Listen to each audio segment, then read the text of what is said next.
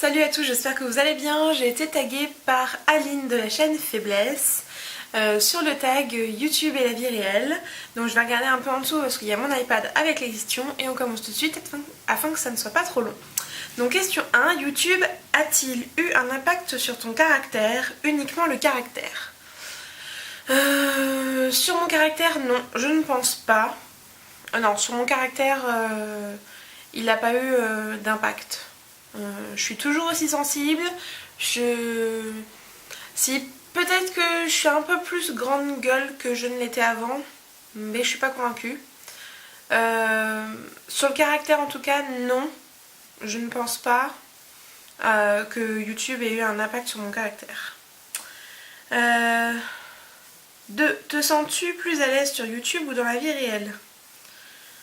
Ça va être difficile à dire ça. J'estime que je suis à peu près pareil. Aussi bien sur YouTube, donc là en vidéo, que dans la vie réelle. Je suis quand même plus à l'aise dans la vie réelle. Parce que c'est quand même plus simple de parler à des gens, à leur parler en face à face, que de parler à mon appareil photo. Voilà. C'est plus simple de parler comme ça avec des gens, d'avoir direct un retour que de faire un monologue avec son appareil photo. Question 3. Dis-tu toujours ce que tu penses aux gens, que ce soit négatif ou positif, sur YouTube et dans la vie? Non. Toujours, non. Très souvent, oui, je dis ce que je pense, que ça soit positif ou négatif. Donc sur YouTube, quand c'est négatif, je ne dis rien, parce que j'estime que j'ai pas à dire quoi que ce soit, hein, j'ai pas de leçon à donner à qui que ce soit, donc non. Sauf quand vraiment je trouve que c'est trop méchant, trop mauvais ou quoi. Il m'arrive des fois quand je supporte pas le sujet d'une vidéo ou quoi, de mettre un pouce rouge et de dire pourquoi je n'aime pas. Donc ça m'arrive, mais la plupart du temps j'estime que j'ai pas de leçon à donner, donc si j'aime pas je m'en vais et c'est tout. Voilà, ça change pas ma vie.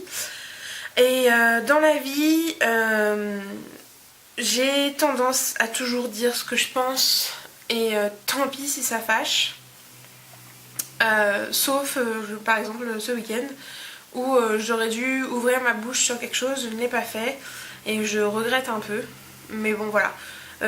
La plupart du temps, oui, j'ouvre ma bouche et tant pis si ça blesse. C'est peut-être pas forcément le mieux, mais je préfère être vraie et dire les choses. Voilà, pas être une faux cul, hein, que dissimuler des choses. Mais après, s'il y a pas de... Si c'est pas nécessaire à ce que je dise les choses, des fois je me tais, voilà. Enfin, souvent. 4. T'acceptes-tu mieux physiquement depuis que tu es sur YouTube? Non.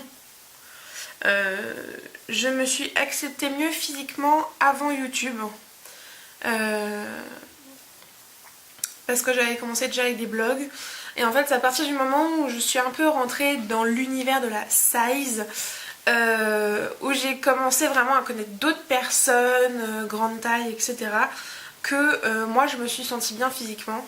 Je me cherchais et au final je me suis à peu près trouvée, même si je pense qu'on est tous dans un perpétuel renouvellement de notre personne.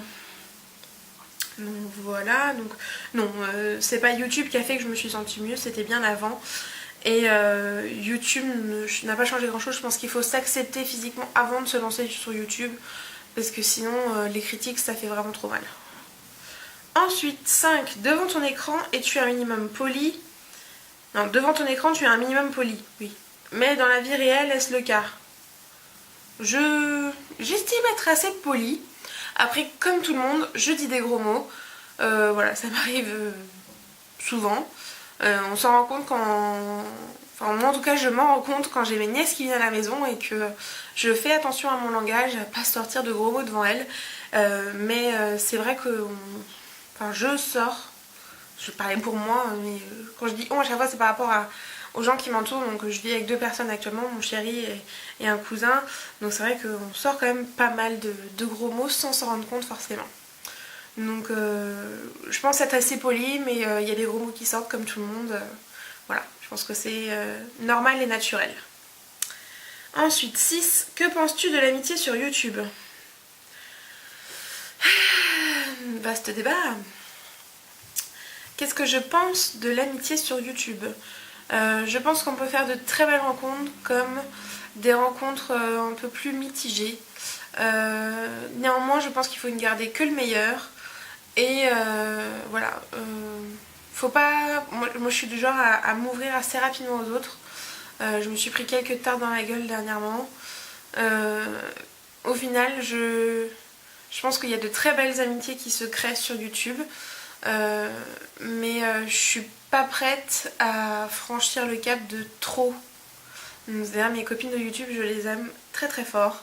Elles le savent, du moins je l'espère. Je pense au XL mais à d'autres. Je pense à Marie, même si je la vois plus beaucoup. Voilà, Sweet Katniss, pour moi c'est une amie. C'est plus une amie de YouTube, enfin si, ça reste une amie via YouTube, mais voilà, il y a des gens que j'apprécie, il y a des abonnés que j'ai rencontrés que j'aime beaucoup. Après, l'amitié pour moi c'est sur du long terme. Voilà, donc je privilégie mes amis de la vie réelle.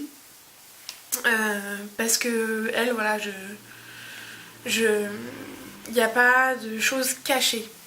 Donc je pense que c'est très sympa l'amitié sur YouTube. Heureusement que ça existe, mais je pense que ça a quand même ses limites. Mais ça ne veut pas dire que mes copines de YouTube... Enfin, je sais pas, j'espère que vous avez compris. 7. As-tu déjà eu des préjugés à propos d'une youtubeuse que tu ne connaissais pas et que tu adores maintenant?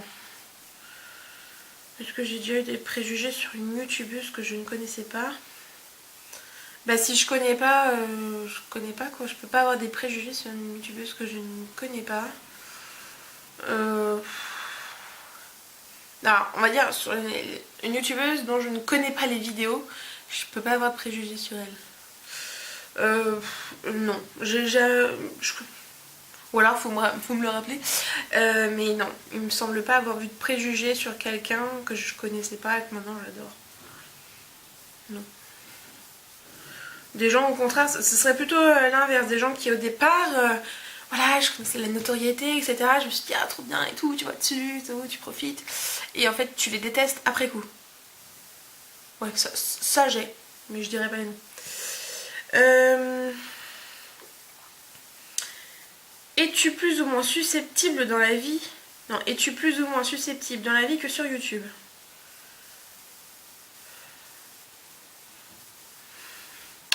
Pareil. Je pense que je suis tout autant dans la vie que sur YouTube. Je suis assez susceptible, donc aussi bien dans la vie que sur YouTube. Faut pas trop me titiller, un peu ça passe, trop après dégage quoi. Donc autant. 9. Quelle est la chose qui pourrait te mettre hors de toi au point de péter les plombs dans la vie et sur YouTube? La même chose. La chose... Bah, en plus c'est même pas qui pourrait, c'est qui m'a.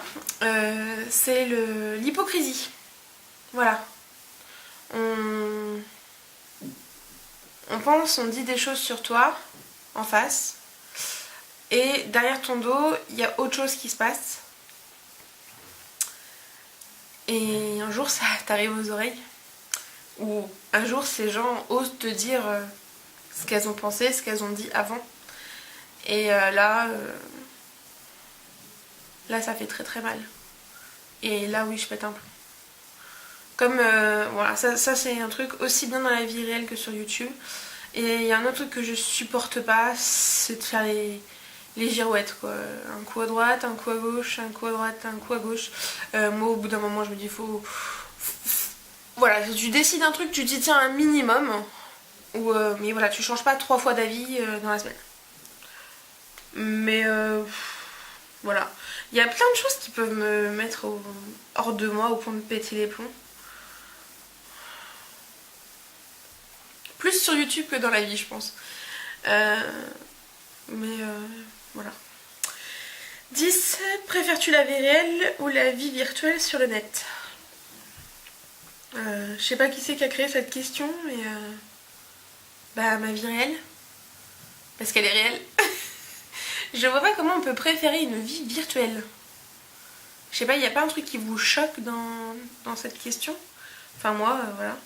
Et qui tag-tu Là actuellement j'en sais rien parce que je n'ai pas du tout préparé ce tag, mais j'écrirai les noms en barre d'infos ou si je peux je les ferai apparaître par là.